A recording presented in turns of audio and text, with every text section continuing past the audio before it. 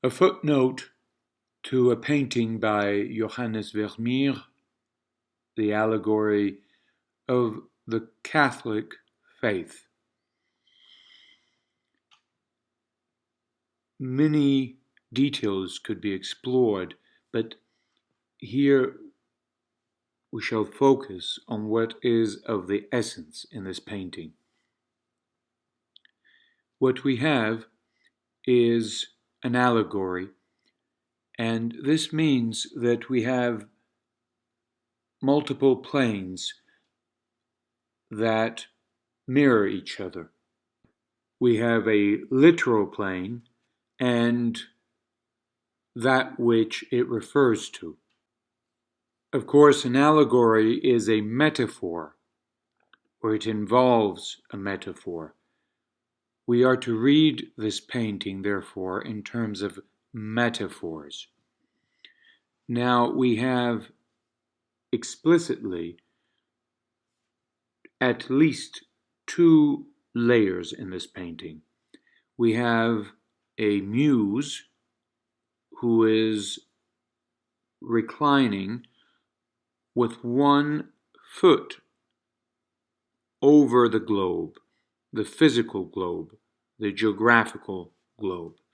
She is leaning with one arm on an altar and looking upward in a posture of devotion toward the crucifix. Now, the crucifix she is looking up to is, of course, an artifact.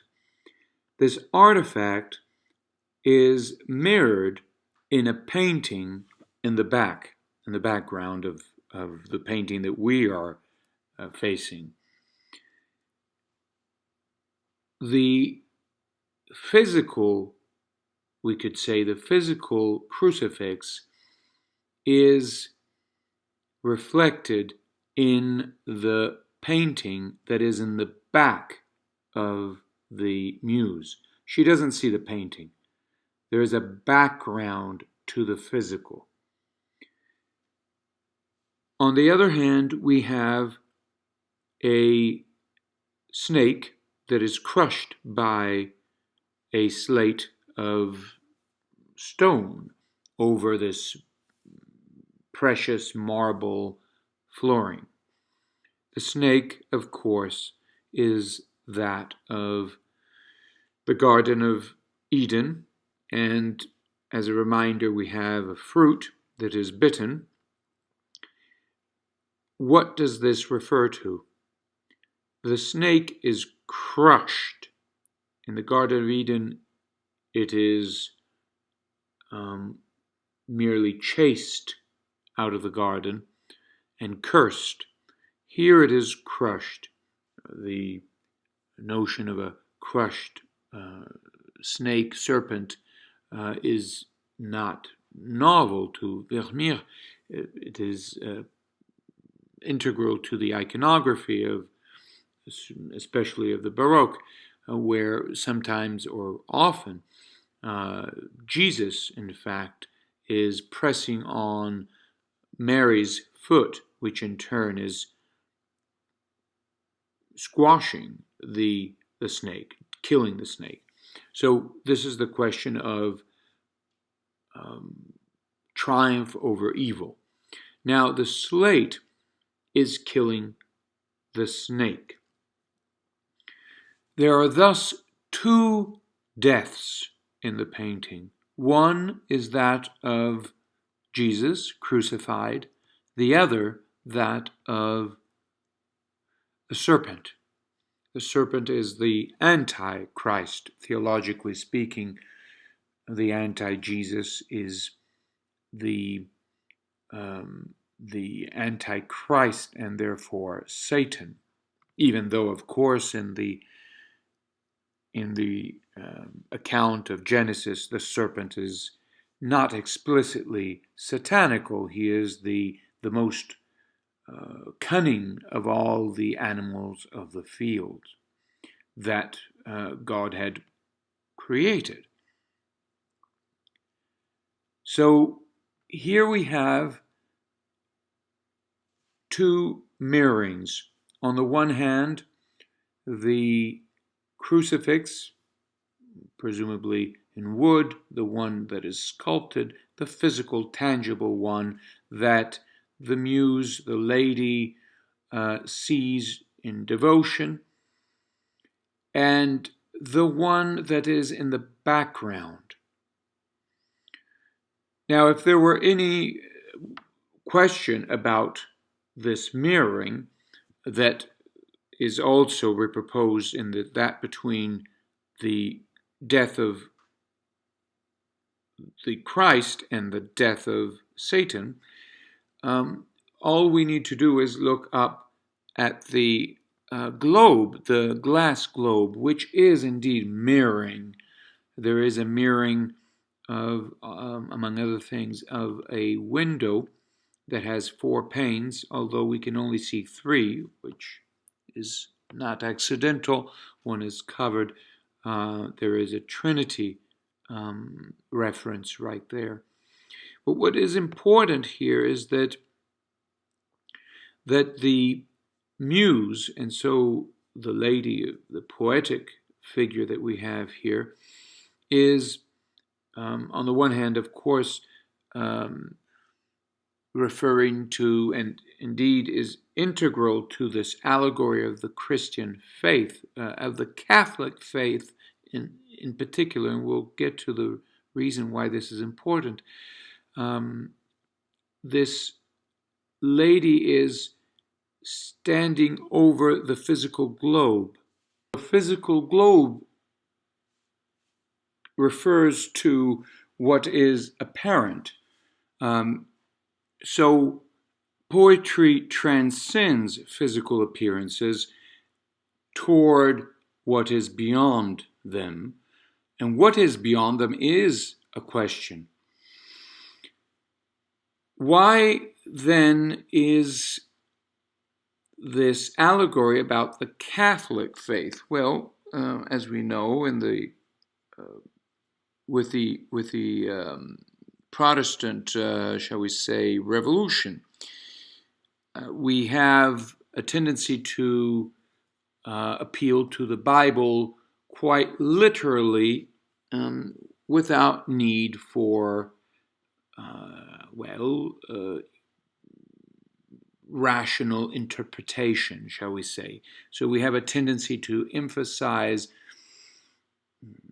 Jerusalem versus Athens. So here there would be a vindication of the importance of interpretation. We're moving beyond the letter. But how are we to transcend appearances?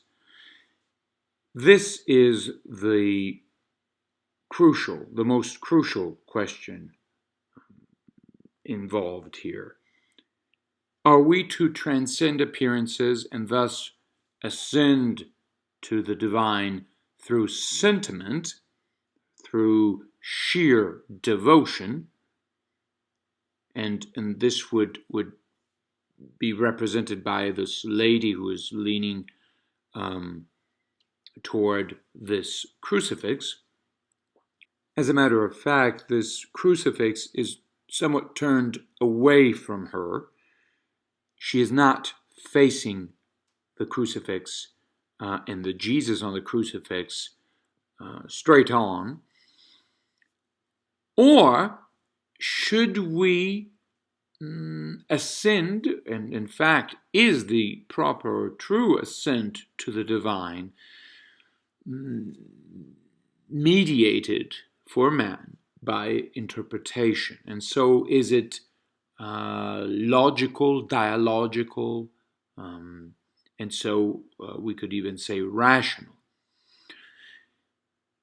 This is a matter of great importance, not of course only in terms of local diatribes between Protestants and medievalists, of which then are Catholic, but for all of us, for all human beings. And of course, Vermeer is siding with the, formerly Catholic position, at any rate as he understands it, and so sees that the physical is somehow mirroring the divine, but not in a straightforward, we might even say romantic manner, but through a special mediation, and therefore we have an appeal to allegory. Hence the role of poetry. So it is through a poetic discourse, and here it is through the painting. This kind of painting is not clearly not something that Protestantism would appreciate as not nearly as much as Catholicism would. Why? Well, for the reason that should be obvious, namely that with medieval, on the basis at any rate of the medieval understanding of things, of the human condition, of human nature, the poetic life has a great, in fact, cardinal importance in mediating, shall we say, the physical and the divine, which is not altogether heavenly in the respect that it is not something that is requiring a departure from the physical. The death of the snake has here a precise significance. For there is a context to that serpent's death. The death is provoked by this rough stone, dark stone, that is pressing over the snake, which, however, is not on dirt. Had the serpent been on dirt, it might have survived, but it is pressed between this rough slate and a stone and the beautiful marble, the very refined marble. What is more, its head is and of course the blood that is flowing out of it is lying over a white, pure slate of marble. So what we have here is something precious, something that calls to mind, of course, beautiful art, and it is through and thanks to beautiful art that we can appreciate, or in any case, in the sense of see fully the death of the serpent. Now, what is this death all about? The death of, the corrupt nature. And this death, properly understood, points to the death of the Christ. Now, the death of the Christ, of course, on the cross is a death that points to a return, an ascent to God. So, of course, the resurrection. For otherwise, the death on the cross would simply be an exercise in masochism. So the death of the snake as such relapses, or entails a relapse into the earthly. There is no ascent. The death, of course, of the Christ involves a return to the divine. So it is thanks, in this case, to art that we can see the true nature of the blood that is spilled. When we die, we don't die, or we're not to die, certainly, as this serpent, and so simply be reduced to the earthly. We are to die as Abel in the account of Genesis, where it is said that his blood cries out to God. And so our death is unto divine perfection. It is not merely an earthly death. And this message is conveyed, of course, by art. The precious character of art is emphasized in Vermeer. We have the tapestry that lets us see, that introduces us to the scene. What, of course, is most important ultimately is in the background. The apparent is an invitation to reflect upon, in fact, it is a reflection of the background that we don't see directly. We see the background through what is apparent. And the apparent is, in this case, not merely physical, but a metaphor. Or we could say that the physical itself is understood as a metaphor of a poetic, therefore, entity, a metaphor of the spiritual. And so this is the way we are to read the Bible itself, as Vermeer suggests, by keeping the book wide open on the altar. That in sum, which points to the divine, is not merely the physical, but the poetic. So the lady poetry, we might say, the Muse, is pure. She has a dignity. She is in white, dressed in white and blue, the colors of Mary sometimes, and she is stepping over the merely geographical, physical, quantifiable, the globe, which has its instability, yes, on this altar. She's keeping it in check without crushing it. Nevertheless, it is she who points to the divine. And of course, the colors that constitute a juxtaposition are the white and blue of her dress and the gold that of the panel that is right behind the crucifix she is admiring, as if from the back, however. So in this case, poetry is a vehicle to the divine, but it is we who are to interpret this painting. It is we who see the painting that is behind the Muse.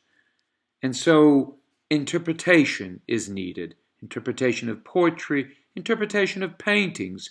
And this is the way to ascend to the divine, as Johannes Vermeer reminds us so graciously.